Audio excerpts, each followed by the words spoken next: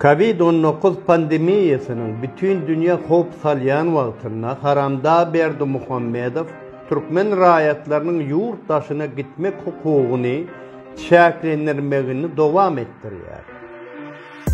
Çeşmelere görä ähli büdjet işgärläriniň zagran pasportlary konfiskasiýa edilýär.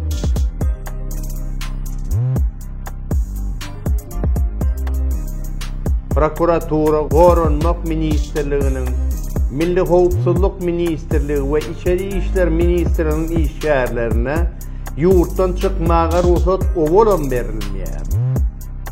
Zagran pasportlary ýok we işden aýrylandan soň hem 5 ýyllap daşary ýurda gitmäge ruhsat berilmeýär.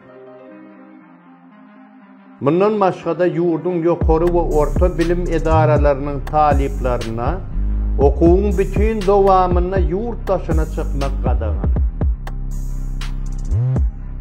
Haramda Berdimuhammedow ýurdun ilatyna resmi yglan edilmedik ähli bir kanun basyşlary ulanýar.